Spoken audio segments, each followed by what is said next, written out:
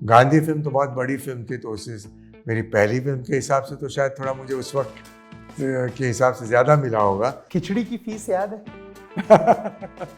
याद तो है मगर बताऊंगा नहीं। बताऊंगी। ज़्यादातर जो मैंने फिल्में की है ना, 99% मुझे कोई ऑडिशन देना नहीं पड़ा। खिचड़ी जब मुझे ऑफर हुआ था तब मेरे काफ़ी नेगेटिव रोल्स, मतलब सीरियस रोल्स के लिए मैं मतलब एस्टैब्लिश हो चुका था। जब मुझे कहा, मैंने बोला मैं तो करूंगा ये, ऐसा रोल कौन नहीं करेगा। या चैनल वाले ने भी शायद बोले कि ये तो ऐसे ऐसे रोल, जैसे कि आप किसको कास्ट करें। इससे जुर्म में विनोद खन्ना जी थे, उनके साथ काम करना था। अमित जी के साथ मैंने 2 फिल्में की थोड़े थोड़े रोल में, तो वो तो रहता ही, ये कह रहे मैं उनके साथ कर रहा हूँ काम। आपकी फिल्मोग्राफी में एक फिल्म रही है इश्क विश्क, जिसका अभी जो एक लेटेस्ट वर्जन आया इश्क विश्क रिबाउंड, वो काफी चर्चा में, देखी आपने? नहीं देखी। रीमिक्स और ये जो रीमेक होते, अब अच्छी अच्छी फिल्में बन गई है, लोगों ने पसंद की है, कुछ लैंडमार्क फिल्म से, उसका क्या रीमेक बनाना। जो बन गया बन गया।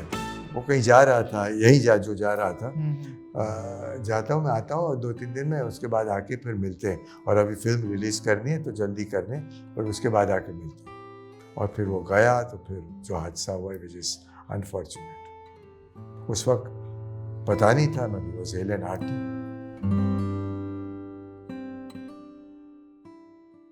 हेलो, हाय, आदाब, नमस्कार, सत श्री अकाल। आप देखना शुरू कर चुके हैं बॉलीवुड बबल और मेरा नाम है अविनाश पाल। आज मेरे साथ एक ऐसी पर्सनैलिटी मौजूद है जो करीब 100 से ज्यादा टीवी शोज का हिस्सा रह चुके हैं। 70 से ज्यादा फिल्मों में इन्होंने अपने एक्टिंग का जलवा बिखेरा है। इन्हें किरदारों के नाम से दर्शक अलग अलग नामों से पुकारते रहे हैं, जिनमें से एक बहुत मशहूर है बापू जी। मैं बात कर रहा हूँ अनंग देसाई सर की। अनंग जी, स्वागत है आपका। Thank you. कैसे हैं आप? क्या चल रहा है आजकल? सबसे पहले तो यही बताइए।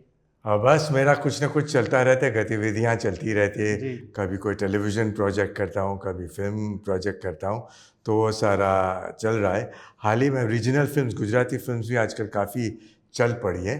तो अभी एक गुजराती फिल्म मैं कंप्लीट की है, जिसमें मैंने पार्टिसिपेट किया। कुछ बता सकते हैं उस फिल्म के बारे में, अगर इजाज़त हो सारी चीज़ों के? ज़्यादा तो नहीं बता पाऊँगा, बट अच्छा, थोड़ा मिस्ट्री लेवल उस किस्म की फिल्म है, तो अच्छे से शूट हुई है, और let's hope for the best. अच्छा, जब भाषा के हिसाब से जब सिनेमा बदलता है, जैसे आपने गुजराती सिनेमा की अभी बात करी, हम हिंदी की बात करते हैं, साउथ में चले जाते हैं, पंजाबी सिनेमा है, इसके मुताबिक आपको लगता है कि स्क्रिप्ट्स में काफ़ी बदलाव आता है, कि जैसे लिख रहे हैं उसमें वहाँ के रीजन की छाप ज़्यादा होती है? हाँ, वो तो थोड़ा रहेगा ही, क्योंकि जिस रीजन की फिल्म उस भाषा में जो बनती है, तो वहीं के आसपास के किरदार कोशिश करके वो लोग रखते हैं। तो कुछ किरदार तो यूनिवर्सल हो सकते हैं, जो कहीं भी अट्रैक्ट कर सकते हैं या कहीं भी पेश किए जा सकते हैं, बट वो रीजनल फ्लेवर तो रहेगी डेफिनेटली।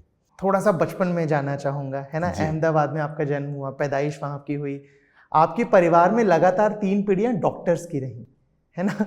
तो आपने उस चीज़ को कैसे तोड़ा, और जब बोला घर पे कैसे बताया कि एक्टर बनना है? बचपन कैसा बीता? बचपन मेरा अच्छा भी था। मुझे बचपन से ये परफॉर्मिंग आर्ट्स का, एक्टिंग का और संगीत का उसका शौक़ था। और जिस स्कूल में मैं पढ़ता था अहमदाबाद में, वहाँ भी बिसाइड्स एजुकेशन के साथ साथ कल्चरल एक्टिविटीज़ पे काफ़ी ध्यान दिया जाता था। और हर साल में हम एक प्रोजेक्ट करते थे, जो पढ़ाई के साथ साथ होता था। अपने ही देश के किसी रीजन के बारे में या किसी दूसरे देश के बारे में, पूरे साल भर वो एक सेपरेट उनकी ज्योग्राफी, हिस्ट्री, कल्चरल एक्टिव, वो सारी पढ़ाई होती थी। और साल के आखिर में, एकेडमिक ईयर के एंड में जब एग्ज़ाम्स हो जाते थे, उसके बाद उसका फिर एक वहाँ का कोई नाटक हो या कोई शो हो, वो वहाँ हम लोग पेश करते थे ऑडियंस के सामने। तो काफ़ी कल्चरल एक्टिविटीज़ पे ध्यान दिया जाता था थ्रू आउट द ईयर। तो ऐसी स्कूल में पढ़ा, तो मेरा वो जो शौक़ था वो पनपा और पनपता गया। स्कूल में मैं बहुत एक्टिवली ऐसी कल्चरल एक्टिविटीज़, स्कूल के नाटक हो, दूसरे कोई संगीत रिलेटेड प्रोग्राम हो, काफ़ी शौक से पार्टिसिपेट करता था। तो कभी पापा या दादाजी वगैरह ने नहीं बोला कि अरे डॉक्टर ही तो बनना है, क्यों इन सब चीज़ों में ज़्यादा जा रहे हो? नहीं, स्कूल में तो सब चलता रहा। उसके बाद कॉलेज में गया, तो कॉलेज में भी वो शौक बढ़ता रहा। यूथ फेस्टिवल्स, एनुअल फंक्शंस, सब चलता रहा। और मैं एक थिएटर ग्रुप के साथ जुड़ गया अहमदाबाद में, कॉलेज में रहते हुए। तो वो शौक़ और बढ़ा, क्योंकि नाटक करता रहा, जितना करता गया ज़्यादा शौक़ बढ़ता गया। और मेरे मम्मी, 3 जनरेशन्स थी मेरी डॉक्टर्स की। मेरी मम्मी को परफॉर्मिंग आर्ट्स में शौक़ था। वो अच्छा। संगीत सीखी थी, थोड़ा नृत्य सीखी थी, तो वो सब तो कहीं ना कहीं वो जीन्स आई थिंक मेरे Genes आ माँ गए। की तरफ से मुझे मिले हुए हैं। बट मेरे मम्मी और पापा दोनों मानते थे कि आपको जो करना है खुद करिए, कहीं मुझे उन्होंने फोर्स नहीं किया कि डॉक्टर ही बनना है। कर सकते थे, जो अमूमन कई लोग होता करते है, हैं जी। कि भाई आपका ये चल रहा है जनरेशन से, तो आप यही करिए। मगर मुझे कोई फोर्स नहीं किया। उनको ये मानना था कि भाई आप जो करें करिए, मन से करिए, क्योंकि मन से करोगे तो अच्छा कर पाओगे। बट फिर करो तो उसमें पूरे ध्यान से, पूरे कमिटमेंट के साथ करो। अगर ट्रेनिंग लेनी पड़े तो ट्रेनिंग लो, और फिर उसमें सफलता हासिल करने की कोशिश करो। तो उन्होंने मुझे उस वक्त, जब मैंने ग्रेजुएशन मैंने कंप्लीट की और डिसाइड किया कि बस यही काम है जो मुझे करना है, और तब मैंने सीरियसली अपने माता पिता को बताया कि मुझे यही काम करना है, तो मेरे पिताजी ने मुझे एक ही सलाह दी कि करना हो तो करो, मगर एक डिग्री और ले लो, ताकि बाद में आपको लगे कि कहीं ये डिसीजन गलत ले लिया है, या आप सफल नहीं हो पाए किसी वजह से, या मन नहीं लगा, तो आपके पास आगे कुछ Option करने हो को, एक, हाँ, हाँ। कोई ऑप्शन है, क्योंकि जीवन तो चलता रहेगा, रुकेगा नहीं। सही बात। तो मैंने उनकी वो सलाह डेफिनेटली मान ली और एक डिग्री और ले ली। थिएटर करते हुए वो ग्रुप के साथ जुड़ गया था अहमदाबाद में, उनके साथ लगातार नाटक करता रहा मैं, और एक डिग्री और ली। और उसके बाद फिर मैंने ये करते करते, जहाँ मैं थिएटर कर रहा था, उन लोगों के साथ मेरे थिएटर की जानकारी बढ़ी, और क्या क्या होता है, ट्रेनिंग इंस्टीट्यूट्स क्या होते हैं, राष्ट्रीय नाट्य विद्यालय के बारे में मुझे पता लगा। उन्होंने ही मुझे गाइड किया कि अगर यही प्रोफेशनली करना है तो आप बाकायदा थोड़ी ट्रेनिंग लेकर जाओ तो आपके लिए ही अच्छा होगा। फिल्म इंस्टीट्यूट था, राष्ट्रीय नाट्य विद्यालय था। NSD। तो मैं राष्ट्रीय नाट्य विद्यालय में चला गया, मैं एडमिशन हो गया, 3 साल का कोर्स किया, और कोर्स से मुझे बहुत फ़ायदा हुआ। उसके साथ उस वक्त लग रहा था कि मुझे थिएटर ही करना है, तो उन्हीं के रंगमंडल के साथ मैं जुड़ गया दिल्ली में। काफ़ी साल तक नाटक किए मैंने उनके साथ। बड़ी अच्छी टीम थी हमारे राष्ट्रीय नाट्य विद्यालय के स्नातकों की, और अच्छे नाटक किए हम लोगों ने, और वो करता रहा। उसके बाद फिर मुंबई आया। मुंबई का पहला दिन याद है? किसी के, मतलब यहाँ पे जान पहचान थी लोगों से कि ठीक है आए हैं तो इनके यहाँ रुक जाएंगे, या कुछ वैसा सपोर्ट था? या नहीं, बस कुछ झोला उठा एक के दो आ गए? दूर के रिश्तेदार, कुछ एक दो दोस्त यहाँ रहते थे। और मुंबई क्या, अहमदाबाद मुंबई तो पास, जब ये मैंने सोचा भी नहीं था, तब भी मुंबई तो थोड़ा बहुत आना जाना होता ही था। हाँ। तो बिल्कुल ही नया नहीं था, इतना अजीब सा नहीं था, जितना हाँ। थोड़ा बहुत वाकिफ था मैं मुंबई हाँ। से जब आया। कैसा था मुंबई में शुरुआती दिन? कैसे थे जब स्ट्रगल कर रहे थे काम के लिए, फिल्म के लिए? हाँ, जब आया, जब मैंने डिसाइड किया कि यहाँ तो फिर रहने की, फिर तो साहब रिश्तेदारों के घर कुछ दिन रह सकते हैं, फिर अपनी जगह करनी पड़ती है, जो मैंने की। पेइंग गेस्ट एकोमोडेशन, वो सब शुरू में किया, और लोगों से मिलना पड़ता है, आपको ये कहना पड़ता है। उस वक्त तो सोशल मीडिया भी ऐसा था नहीं कि आप उसके ज़रिए कुछ कहें, तो जाना मिलना पड़ता था। मिले, कहे कि भाई मैं एक्टर हूँ, करना चाहता हूँ। राष्ट्रीय नाट्य विद्यालय का बहुत बड़ा नाम है, तो उससे काफ़ी फ़ायदा होता है जिससे भी आप मिले। और मेरे लिए थोड़ी अच्छी बात ये हो गई कि श्याम बेनेगल और गोविंद निहलानी, ये सब लोग दिल्ली में, जब हमारे रंगमंडल के नाटक वो लोग आते थे दिल्ली में, तो जो कुछ नाटक होते थे वो देखने आते थे। तो मेरे एक दो नाटक जिसमें मेरी अहम भूमिकाएं थी, वो उन्होंने देखी थी। तो मैं श्याम बेनेगल जी को मिलने गया, और वो भारत एक कुछ प्रोजेक्ट कर रहे थे। तो मेरा काम उन्होंने देखा हुआ था, तो वो बातचीत आसान हो गई, और उनको पता था मेरी टैलेंट के बारे में, तो मुझे काम मिलने में इतनी मुश्किल नहीं हुई। और उनका मेरे साथ 1 साल रहना, उन्होंने 15-20 एक्टर्स की एक टीम बना रखी थी, क्योंकि भारत एक जो इतिहास है, भारत का इतिहास है, अलग अलग कैरेक्टर्स प्ले कर रहे थे, तो अलग अलग कैरेक्टर्स प्ले करने थे। तो जब ज़रूरत, कभी इधर कभी उसमें, अलग अलग कैरेक्टर, तो 1 साल की कमिटमेंट कि जब ज़रूरत पड़े आपको बुलाया जाएगा। तो मैंने हाँ कर दी, क्योंकि एक तो इतने बड़े डायरेक्टर के साथ काम करने में मज़ा आएगा, कुछ सीखने को मिलेगा, तो और ऐसा प्रोजेक्ट मिल गया मुझे। तो वो प्रोजेक्ट बहुत अच्छा रहा मेरे लिए, तो ऐसे करके मिल गया।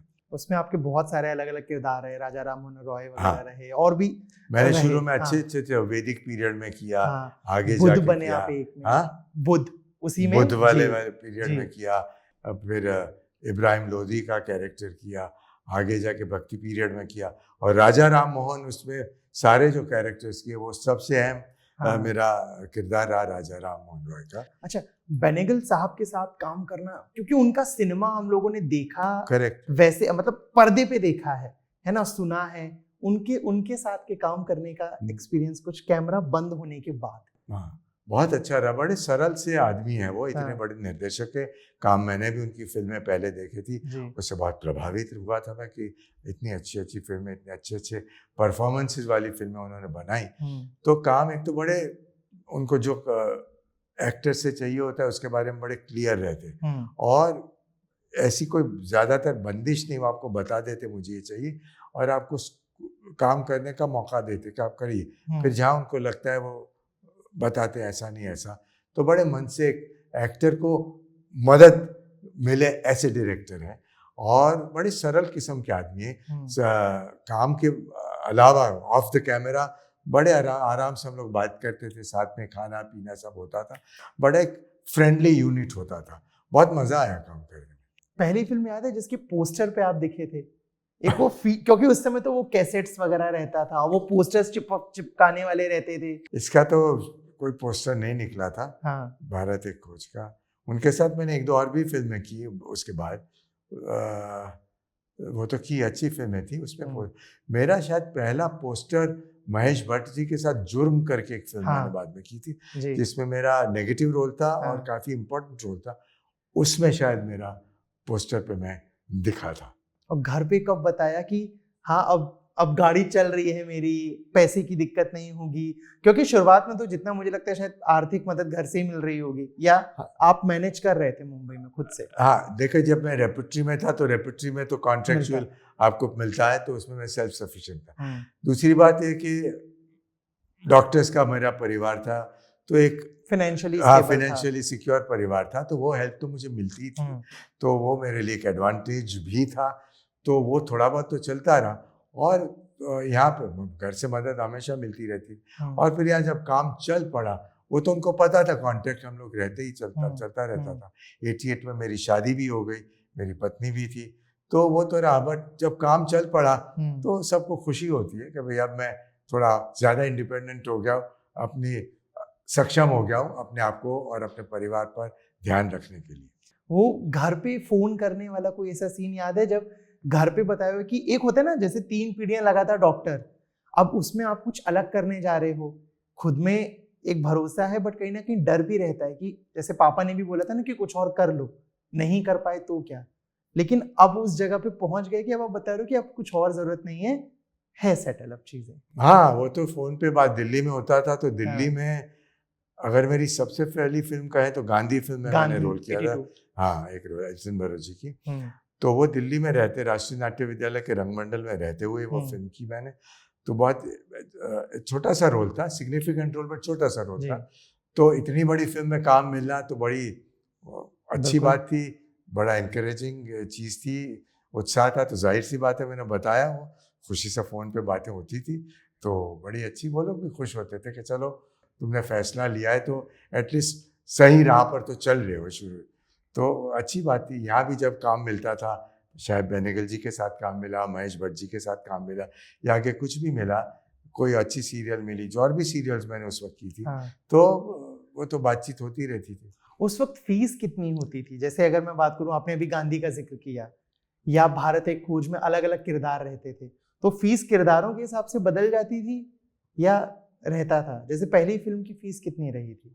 अभी वो तो मुझे याद नहीं है, मगर वो फीस किरदारों के हिसाब से तो नहीं, बट उनके आपके देखने के या उसके हिसाब से फीस तो लगातार होती रहती है। तो थोड़ा एक्टर के हिसाब से भी वो फीस तो थोड़ी रहती है। तो गांधी फिल्म तो बहुत बड़ी फिल्म थी, तो उससे मेरी पहली फिल्म के हिसाब से तो शायद थोड़ा मुझे उस वक्त के हिसाब से ज़्यादा मिला होगा, बट ठीक अमाउंट याद है आपको कुछ? नहीं याद है, अभी बहुत टाइम बीत गया। 82 में बनी थी गांधी, कितने साल बन गए, बहुत साल हो गए। बट हर एक एक्टर की ज़िंदगी में शुरू के लेवल पे पैसे मिलते हैं। अगर आप थोड़े थोड़े एस्टैब्लिश होते हैं, बन जाते हैं, तो ऑब्वियसली बन जाते हैं। फिर आपकी पोजीशन आप अपने हिसाब से पैसे कमांड कर सकते हैं या मांग सकते हैं, वो तो होता ही है। क्योंकि हम जिस इंडस्ट्री में है, बहुत आपने भी बहुत सारे अच्छे अच्छे लोगों के साथ काम किया, कोई एक ऐसा पल याद है कि मैं इसके साथ काम कर रहा हूँ या मैं इससे मिलने वाला हूँ। एक होते हैं ना, जैसे हम लोग इतने सारे लोग रहे हैं इंडस्ट्री में, आज भी हैं, पहले भी रहे, हिंदी सिनेमा को एस्टेब्लिश करने वाले जितने लोग रहे हैं, आपका वो मूवमेंट कौन सा था जब आपको लगा कि मैं इसके साथ काम कर रहा हूँ या अरे वाह इसके साथ स्क्रीन शेयर करना है? हाँ, कुछ जैसे गांधी में तो इंटरनेशनल कास्ट थी, तो ऐसे बड़े एक्टर्स के साथ काम करने में वो लग ही रहा था कि इतनी बड़ी फिल्म कि मैं काम करने का, वो जुर्म में विनोद खन्ना जी थे, उनके साथ काम करना था, तो लगता था कि इतने बड़े स्टार के साथ मैं काम कर रहा हूँ, तो वो वाली बात थी। बाद में मच लेटर अमित जी के साथ मैंने 2 फिल्में की थोड़े थोड़े रोल में। बागबान में मैंने काम किया, और एक रिश्ता करके एक फिल्म आई थी, उसमें भी थोड़ा सा रोल था, तो उनके साथ कुछ सीन्स थे। तो अमित जी तो सबके चहीते एक्टर हैं, तो काम करने में उनके साथ मज़ा ही आता है, तो वो तो रहता ही है कि अरे मैं उनके साथ कर रहा हूँ काम। कुछ कैसी बात मतलब जैसे अगर बच्चन साहब की बात करें, ऑफ स्क्रीन कैसे हैं ये लोग?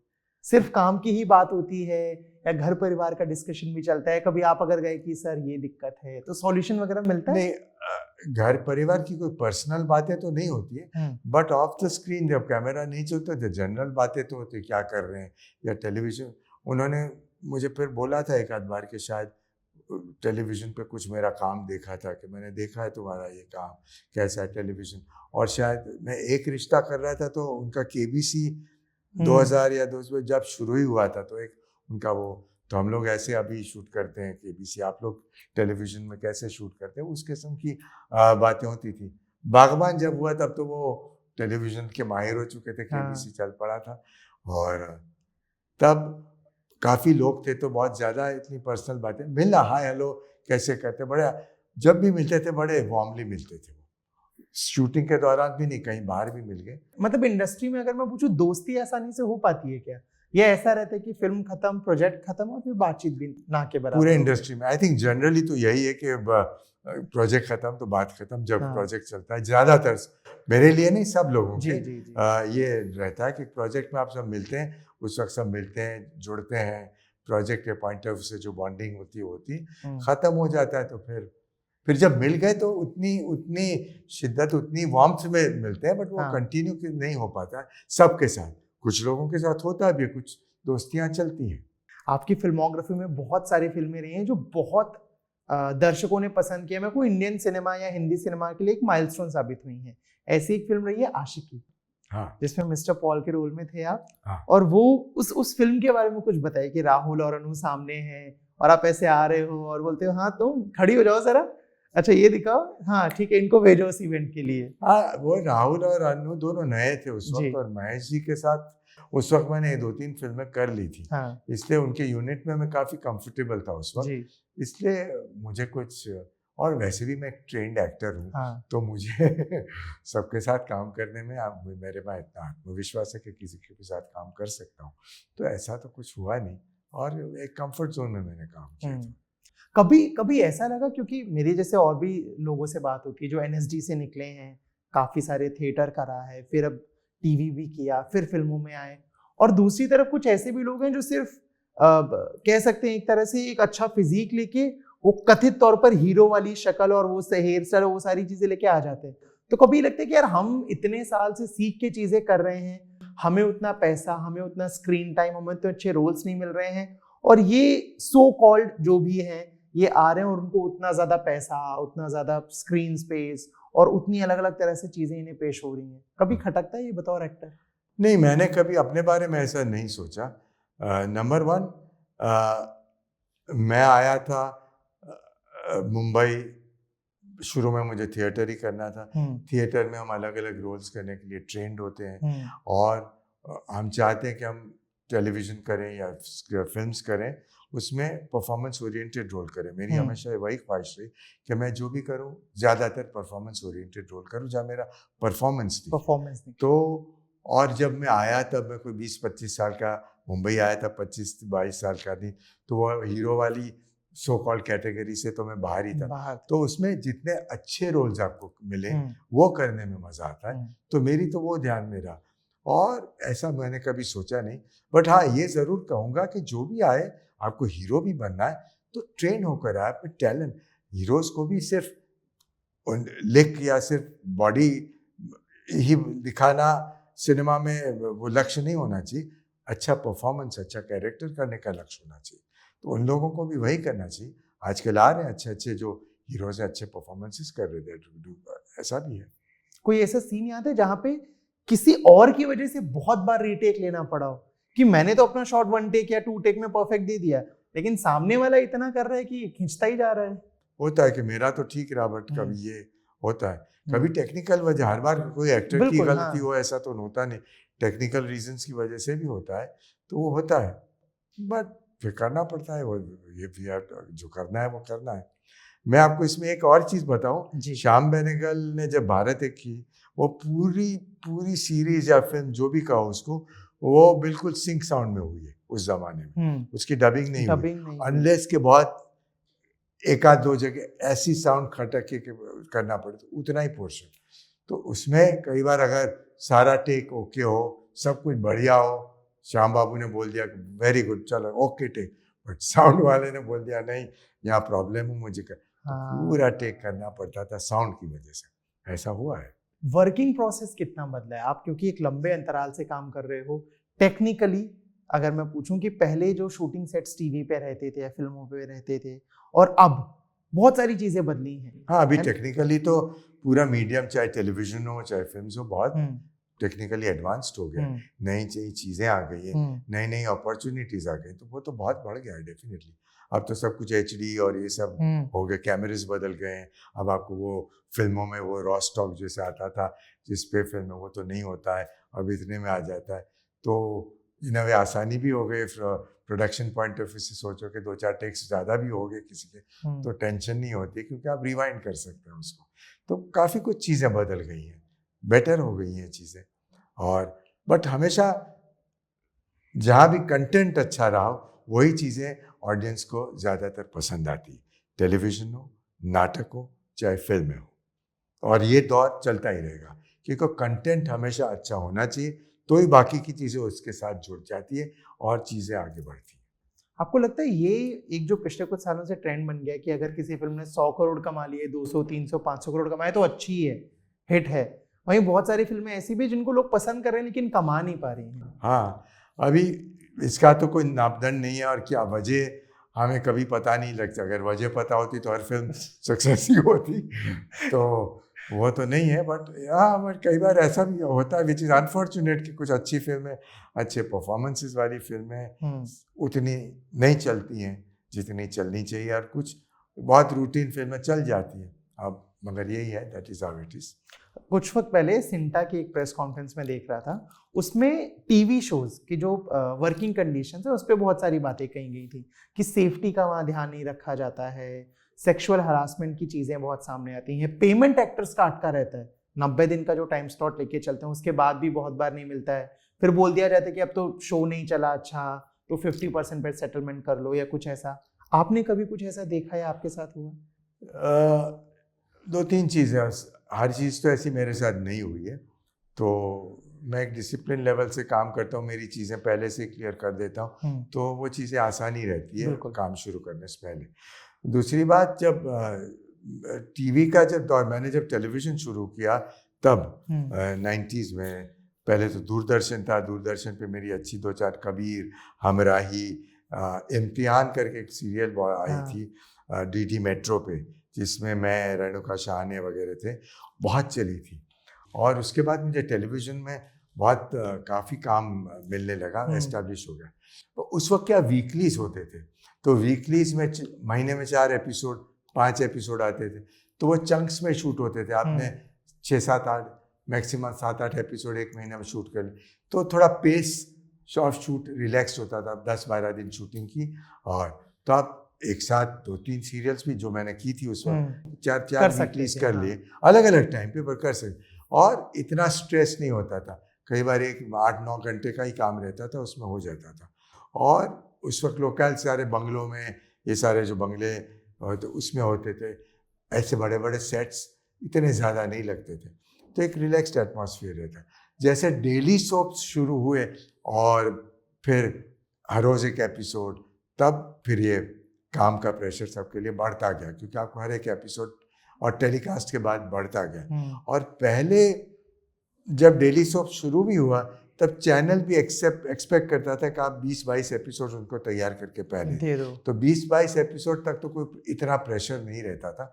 बाद में टेलीकास्ट शुरू होता था तो फिर तो पेस बढ़ता था। अब प्रेशर और भी बढ़ गया है टेलीविज़न में, क्योंकि ऐसे 20-22 एपिसोड रखो ऐसा कुछ होता नहीं है, और डे टू डे चीज़ें बदलती हैं, TRP के हिसाब से बदलती है, कई चीज़ें होती हैं। तो वो वर्किंग कंडीशंस पहले तो ठीक है, मुझे कोई पर्सनल प्रॉब्लम नहीं हुई। आसपास देखा हो किसी और दोस्त ने बात करी हो इस बारे में? वर्क प्रेशर पहले ये होता था कि 12 घंटे से भी ज़्यादा कई बार काम करना पड़ता था कि भाई टेलीकास्ट है, ये काम नहीं पूरा करना, वो होता था, सब ने किया भी है थोड़ा बहुत। और बाद में फिर एक बीच में वो जो स्ट्राइक हुई थी जिसकी वजह से काफ़ी चीज़ें सब संभल गई, क्योंकि लॉन्ग वर्किंग आवर्स एक्टर्स को नहीं सबको असर, और बाद में फिर 12 घंटे वाली वो सिस्टम आ गई कि 12 घंटे से ज़्यादा काम नहीं करेंगे। सो 95% आज के लिए फॉलो करते हैं, और मैं तो 12 अभी बोल देता हूँ कि 12 घंटे से ज़्यादा नहीं काम करूँगा, ये है। तो मेरे लिए तो वो सिस्टम हो गया। पर जो मैंने काम किया है इतने सालों, काफ़ी सालों में, उसमें 12 घंटे से ज़्यादा काम नहीं हुआ है। और कभी पैसा अटकने वाली चीज़ आपने यहाँ सुना हो कि इस एक्टर सुना तो बहुत है कि कईयों के अटक गए, मेरे फॉर्चुनेटली ऐसा नहीं हुआ है, मुझे मिल गए हैं पैसे और मिल जाते हैं। एक आध बार शायद ऐसा कुछ हुआ हो कि अटके हो और थोड़ा बहुत कॉम्प्रोमाइज़ करना पड़ा हो, एक आध ऐसा प्रोजेक्ट में, एक आधी प्रोजेक्ट ऐसा रहा हो, बाकी 99% नहीं हुआ है।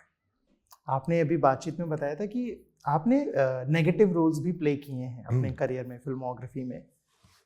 कितना मुश्किल रहता है अपने आप को उस मेंटली उसमें ढालना? क्योंकि जितना मुझे आपसे बात करके पता लगा है, जितना हमने आपको ऑन स्क्रीन देखे, बड़े क्यूट से कैरेक्टर्स आपके हमेशा रहे हैं जिनसे इंसान कनेक्ट कर पाता है, बट एकदम ऑपोजिट शेड में आ जाना जहाँ पे नेगेटिविटी है, कुछ ऐसा कर रहे हो जिसको शायद ज़मीर गवाही नहीं दे रहा है। हाँ, मतलब मेरी फितरत वैसी नहीं है, but as an actor I am trained कि मैं हर किस्म के रोल कर सकूं। थिएटर में मैंने 1-2 नेगेटिव रोल्स भी किए, पॉजिटिव्स भी किए, लाइटर रोल्स भी किए, तो वैसे तो वो मेरी ट्रेनिंग मुझे तैयार रखती है, तो इसीलिए करने में ऐसी कोई मुश्किल नहीं हुई। जुर्म मेरा सबसे पहले नेगेटिव रोल था जो महेश भट्ट जी ने दिया। मैं खुद ही सरप्राइज था कि ऐसा नेगेटिव रोल मुझे मिला। थोड़ी फाइटिंग भी करनी पड़ रही थी उसमें, तो वो तो खैर बाद में वो फाइट मास्टर्स वगैरह आ जाते, तो वो तो उतनी तक। और टेलीविज़न में इम्तिहान भी एक बहुत बड़ा मेरा नेगेटिव रोल था, जो पॉपुलर, मतलब सीरियल बहुत पॉपुलर हो गया, और उसके बाद टेलीविज़न में मुझे लगातार एक ज़माने तक काफ़ी नेगेटिव रोल्स मिलते हैं और एस्टैब्लिश होता गया, तो मैं भी करता गया। तो बट एज एन एक्टर मुझे परफॉर्म करने में वो प्रॉब्लम नहीं होती, because I am a trained actor. But I would prefer कि मैं पॉजिटिव रोल्स करने में ज़्यादा मुझे मज़ा आता है, लाइटर रोल्स। खिचड़ी के बाद तो मुझे khichdi is one of my landmark roles, और उसके बाद मुझे ज़्यादातर काफ़ी लोग आइडेंटिफाई भी करते हैं लाइटर रोल्स में, कई काम मैंने कास्ट किया। आपने जैसे खिचड़ी का जिक्र किया, इस रूम में जितने लोग बैठे सबके चेहरों पे मुस्कान आ गई, उसके बारे में कुछ बताइए। और खिचड़ी जब मुझे ऑफर हुआ था, एक तो बहुत अच्छा स्क्रिप्ट है, आतिश और जेडी ने जब कांटेक्ट किया, तब मेरे काफ़ी नेगेटिव रोल्स, थोड़े पॉजिटिव रोल्स भी चल रहे थे और कुछ नेगेटिव रोल्स काफ़ी आए थे, और एज टेलीविज़न पे नेगेटिव मतलब सीरियस रोल्स के लिए मैं मतलब एस्टैब्लिश हो चुका था। तो जब मुझे कहा, मैंने बोला मैं तो करूँगा ये, ऐसा रोल कौन नहीं करेगा। और शायद उन लोगों ने मुझे बताया, कई लोगों ने उनको बोला भी था बाद में, जब उन्होंने कहा हम इनको कास्ट करना चाहते, या चैनल वाले ने भी शायद बोले कि ये तो ऐसे ऐसे रोल, ऐसे कि आप किसको कास्ट करें इससे। बट वो लोग पूरे कॉन्फिडेंट थे और बड़े पर्टिकुलर थे मेरे लिए। नहीं, जो खिचड़ी की जो मेन कास्ट, कोर कास्ट, उसमें ऐसे कॉमेडी रोल्स शायद किसी ने ज़्यादा किए नहीं थे, तो बट वो बड़े पर्टिकुलर थे कास्टिंग के लिए, तो वही कास्टिंग की और वो कास्टिंग वर्क कर गई, तो चल पड़ा। उसके बाद अब सबके लिए लाइट रोल्स का सिलसिला चल पड़ा। सर एक रिक्वेस्ट है, अगर खिचड़ी का एक डायलॉग हो जाए छोटा सा, कि प्रफुल्ल तू तो गधा है रे गधा। वो तो मजा वहीं आता है जब सारे लोगों के साथ करता हूँ तो मजा। अच्छा, ये अगर इसी डायलॉग की मैं बात करूं, तो ये ऐसे ही बताया गया था या 3-4 टेक्स में कुछ प्लान करके किया गया? नो आतिश कापड़िया जो हमारे उस खिचड़ी के राइटर हैं, हेड्स ऑफ प्रोडक्शन के पार्टनर हैं और खिचड़ी के डायरेक्टर भी हैं, और वो बड़े पर्टिकुलर खिचड़ी लिखते वही है और वो वही लिख सकते हैं खिचड़ी, तो ये जिस किस्म का जो ह्यूमर आया है या जिस किस्म कैरेक्टर्स आए वो हो सके। ये सारी लाइनें उनकी लिखी हुई है, ऐसे उस वक्त स्पॉन्टेनियसली ऐसा बोले ऐसा नहीं हुआ। वो लिख के आता है, हम लोग रिहर्स करते हैं स्क्रिप्ट लेवल पे, उसके बाद सेट पे जाते हैं, वहाँ भी रिहर्स करते हैं, और वो बहुत पर्टिकुलर है कि जो लिखा है जो रिदम है उसी हिसाब से हम लोग बोले, तो वही है ऐसा। तो वो पर्टिकुलर है लिखा, जो सारे लैंडमार्क डायलॉग्स, प्रफुल्ल तू तो गधा है, जयश्री चाय ला रही हो, बाहर वहाँ से मंगवाऊँ, या हंसा का खाना खा के, वो सब उन्होंने लिखे हुए, प्लान किए हुए, और कहाँ वो लाइन आनी चाहिए वो भी उनके स्क्रिप्ट में प्लान है, तो इसीलिए ये सारा वर्कआउट हुआ है। खिचड़ी की फीस याद है? याद तो है मगर बताऊंगी नहीं।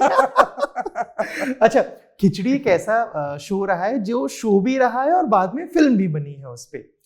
शो को लोगों ने बहुत प्यार किया, फिल्म का जो हाल ही में पार्ट आया था वो बॉक्स ऑफिस के अकॉर्डिंग उतना सक्सेसफुल नहीं रहा, या हम बोले कि उतना नहीं चल पाया जितनी उम्मीद की गई थी। आपको लगता है दर्शक मीडियम के हिसाब से कंटेंट चूज करते हैं? नहीं, ऐसा तो मैं नहीं मानता हूँ। हाँ, खिचड़ी के किरदार ही अपने आप में ब्रांड बन गया ना, इसीलिए टेलीविजन पे तो बहुत ही सक्सेसफुल रहा। इसीलिए फिल्म बनाने की सोची और one of the rarest television programmes में भी शायद ओनली वन जिस पर फिल्म बनी। तो फिल्म के लिए कहानी तो चाहिए होती, टेलीविजन में आप अलग किस्म से, बट कैरेक्टर्स का स्पिरिट, कैरेक्टर्स का वो वही रहा। तो पहली फिल्म बनी, आई थिंक दोनों फिल्मों ने थोड़ा बहुत, जो भी मुझे एग्जैक्ट जानकारी नहीं है, बट कोई लूजिंग प्रपोजिशन तो नहीं रहा, दोनों फिल्मों ने पैसा तो कमाया है। तो बट आप उसको एक्सपेक्ट करें कि जो किसी बिग बजट फिल्म तो बिल्कुल नहीं, या बड़े स्टार वाली फिल्म के 100 करोड़ कम्पीट करे, नहीं, वो तो मुश्किल काम है। हर एक फिल्म का अपना दायरा होता है, टारगेट ऑडियंस होती है, उस हिसाब से। तो दोनों फिल्में ठीक चली और लोगों ने पसंद भी की, और फिर ओटीटी पे आती है तो काफी लोग ओटीटी पे देखते ही हैं उसको। अच्छा, फिल्मों और पहली चीज चली उसको उसकी एनकरेजमेंट के साथ ही तो दूसरी फिल्म बिल्कुल, वरना न बनती। और देखिए अभी दूसरी फिल्म बनी है, रीजनेबल एनकरेजमेंट है, तो तीसरी बने या नहीं, कुछ बातचीत चल रही, कुछ नहीं, मैं कह नहीं सकता, अभी इट्स टू अर्ली टू से। तो देखिए अभी बात, हम तो चाहते हैं बाकी आएगी तो लोगों को मजा आएगा, कुछ नया आएगा, बट अभी कुछ ऐसा प्लानिंग तो नहीं है। आएगी तो वो बनाते भी है तो एक पीरियड के बाद ही बनती है, क्योंकि एकदम जल्दी आए तो उसका मजा नहीं है। बताओ एक्टर टीवी और फिल्म में एक 70 mm के लिए जब काम करते हैं, छोटे पर्दे के लिए, बताओ एक्टर कुछ अंतर महसूस करते हैं? नहीं, एक्टर इज एन एक्टर, आपको परफॉर्मेंस तो करना ही होता है। मीडियम का फ़र्क है, टेलीविजन में आपको समय, आजकल के ज़माने में जो समय की सीमा टेलीविजन में रहती है, उस हिसाब से थोड़ा काम करना पड़ता है कि you have to be ready, कि आपके डायलॉग्स के साथ, इसके साथ थोड़ा फास्ट करना पड़ता है, बट आपको ट्रेंड रहना पड़ता है कि करें। बाकी टेलीविजन में कैमरेज ये वो, तो फिल्म में भी आपको एज एन एक्टर तो आपको वही करना पड़ता है, बट आपको वहाँ लाइटिंग वगैरह में थोड़ा टाइम रहता है। एक फिल्म की शूटिंग जब चली हुई है तब उसकी रिलीज डेट तय नहीं होती है, तो एक लेजरली पेस थोड़ा रहता है। आपके साथ कभी ऐसा हुआ है कि आपकी कोई फिल्म रिलीज नहीं हो पाई या अटकी हो? नहीं, ऐसा तो मुझे याद नहीं पड़ता, जो फिल्में की हैं आई हैं। और ऐसा कभी हुआ है, जैसे कुछ एक्टर से बात होती है, वो बताते हैं कि शूट लंबा किया गया, बट जब फिल्म बन के आई है या शो जब आया है तो बहुत काट छाट के छोटा सा रह गया, तो बुरा भी लगता है। हाँ, वो तो होता है, क्योंकि फिल्म बनाते, और कई फिल्में वो लोग ज़्यादा शूट करते हैं, फिर एडिट पे उनको लगता है ये ठीक नहीं, ये नहीं, तो वो तो होता है कई बार। तो हाँ, एक आध फिल्म में मेरा रोल जितना था उससे थोड़ा कम हुआ हो, वो हो सकता है। आपकी फिल्मोग्राफी में एक फिल्म रही है इश्क विश्क, जिसका अभी जो एक लेटेस्ट वर्जन आया इश्क विश्क रिबाउंड, वो काफी चर्चा में। देखी आपने? नहीं देखी है। नहीं देख पाए? लगता है फिल्मों के रीमेक्स या उस फिल्म से नई फिल्में आना इज अ ठीक चीज है? जैसे बहुत बार गाने भी रीमेक किए जाते हैं, तो नहीं, मैं ऐसा नहीं होना चाहिए। रीमिक्स और ये जो रीमेक होते, अब अच्छी फिल्में बन गई है, लोगों ने पसंद की है, कुछ लैंडमार्क फिल्म से, उसका क्या रीमेक बनाना? आप कोई नई कहानी लीजिए, नई फिल्म बनाइए, उससे इंस्पिरेशन लेकर आप कुछ बनाएं वो अलग बात है। वही कवैया फिर से, तो वो वाली बात तो आएगी नहीं। उस गानों में भी वैसे ही है, जो गाने अच्छे हिट हो गए आप फिर से क्यों रिमिक्स कर रहे हैं, उसमें आपकी क्या क्रिएटिविटी है? कुछ नहीं, गाने तो बने हुए हैं ज़्यादा, और वो वाली बात आती नहीं।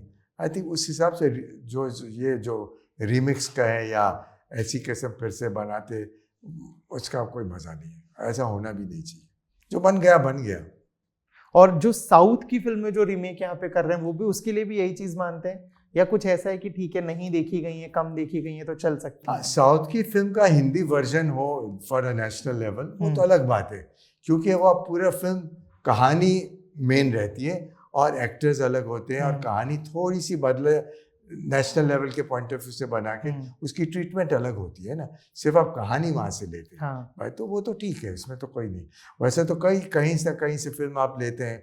अभी एक गुजराती फिल्म बनी थी जो हिंदी में अभी अजय देवगन की, हाँ, और वहाँ भी चली यहाँ भी चली, तो वो तो अच्छी बात है ना, क्योंकि वो एक रीजनल लेवल पे बनी, शैतान और वध है ना, तो वो तो अच्छी बात है कि आप आदान प्रदान कर रहे हैं हर चीज़ से, वो अलग है।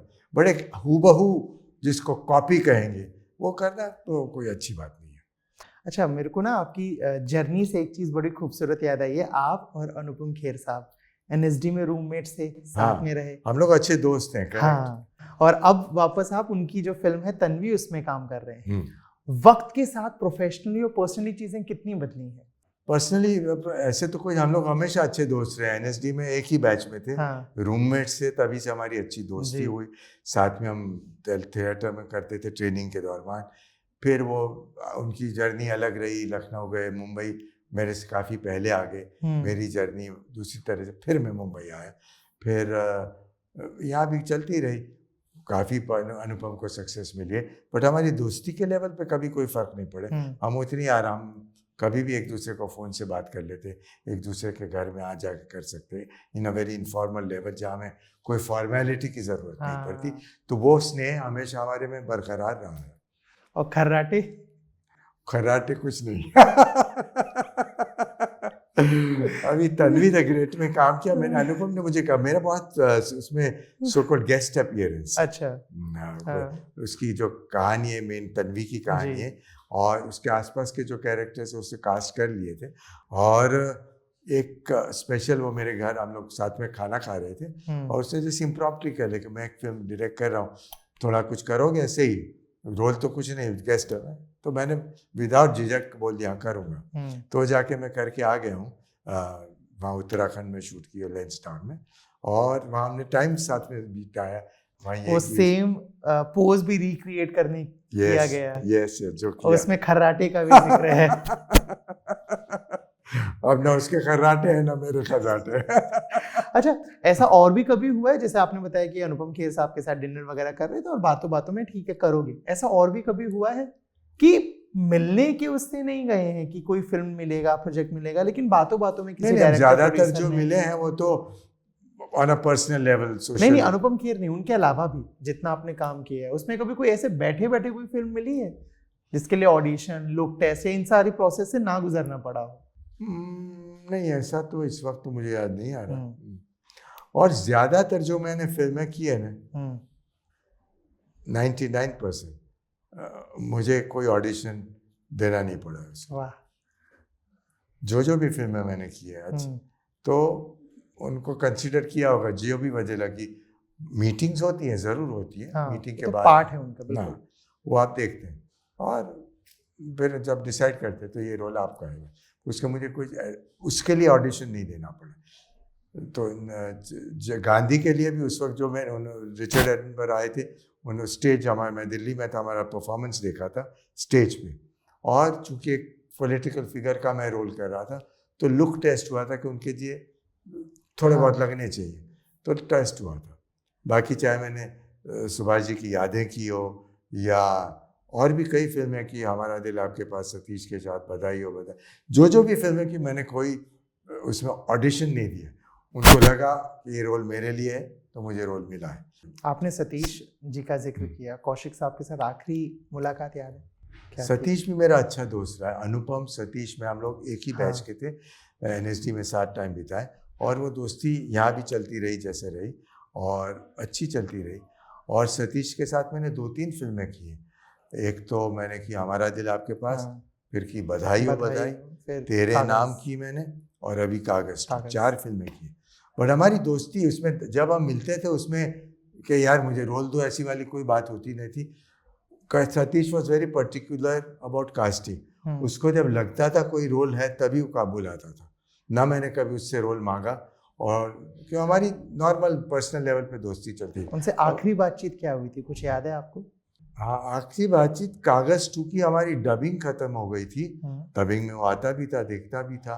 और उसके बाद एक ही दिन मैंने फ़ोन किया था कि तो उसने कहा ऑफिस में उसके मिलते, एक बार मैं मिला था। उसके बाद फ़ोन मैंने किया कि बहुत दिन हुए मिलते हैं।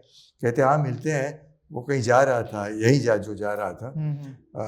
जाता हूँ, मैं आता हूँ 2-3 दिन में, उसके बाद आके फिर मिलते हैं। और अभी फिल्म रिलीज़ करनी है तो जल्दी करने, पर उसके बाद आके मिलते हैं। और फिर वो गया तो फिर जो हादसा हुआ विच इज़ अनफॉर्चुनेट। उस वक्त पता नहीं था मैंने वो हेलन हार्टी। कास्टिंग का भी अभी आपने जिक्र किया, प्रोसेस काफ़ी बदला है। पहले डायरेक्टर प्रोड्यूसर सीधे बात कर लेते थे, अब कास्टिंग डायरेक्टर्स होते हैं जो आपको किसी भी फिल्म के लिए, रोल के लिए अप्रोच करते हैं। कभी ऐसा मतलब ये जो प्रोसेस बदला है, इसको लेके आपका तजुर्बा कैसा है? इसको ये लगता है चीज़ें आसान हो गई हैं, एक गैप बढ़ गया है कम्युनिकेशन का? नहीं ठीक है, एक वाया मीडिया हो casting director, correct casting director हो जिसको वो तो ठीक है, फिर वो आपको मिलाता ही है और फिर तो बातचीत हो ही जाती है, तो वो ठीक है, दैट इज वो वेल। बट अगर आपका काम आ चुका है, काफ़ी हद तक आप लोग आपको जानते हैं, आप तो फिर वो जो ऑडिशन वाली जो बात होती, हाँ किसी नए आदमी से आप ऑडिशन करवाएं, वो समझ में मेरी आती है बात बिल्कुल ठीक। बट जहाँ आपका काम दिख चुका हो, एस्टैब्लिश्ड एक्टर्स, मैं अपनी ही बात नहीं करूँ कहीं, तो ऐसे ऑडिशन की क्या मतलब है? अरे भाई आपने मेरा काम देखा है तो आपको लगता है कि ये मैं रोल कर सकता हूँ। आप लुक टेस्ट, लुक के लिए मेकअप वो आप कर सकते हैं, वो मैं समझ में आती है कि वो ऐसे लुक में ठीक लगेंगे। बट पूरा performance oriented audition for people जिनका काम ऑलरेडी दिख चुका है, कोई मतलब बहुत ज़्यादा नहीं लगता है मेरे हिसाब से।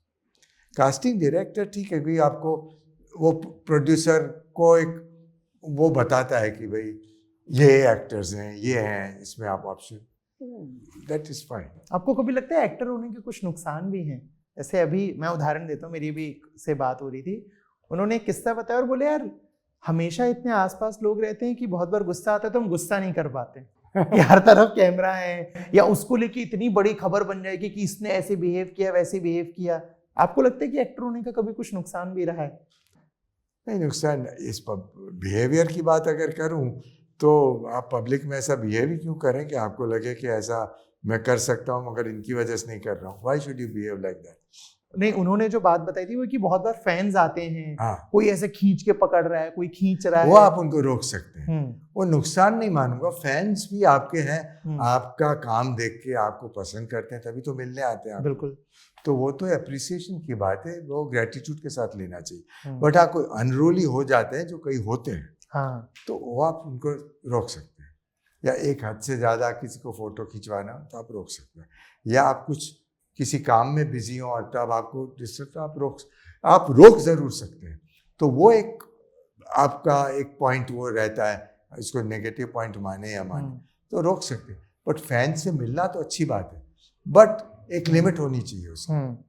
थैंक यू सर हमारे साथ जुड़ने के लिए, इस बातचीत के लिए। और बतौर दर्शक भी हम ये चाहते रहेंगे कि हम आपको स्क्रीन पे ज़्यादा से ज़्यादा देखते रहें, और बतौर होस्ट और इस इंडस्ट्री से जुड़े होने के नाते आपसे ज़्यादा से ज़्यादा बात करते रहें। Thank you so much. मुझे काम करने में, एक्टिंग करने में बहुत मज़ा आता है। मैं भी चाहूँगा कि मेरा ये काम चलता रहे और लोग मुझे पसंद करते रहें।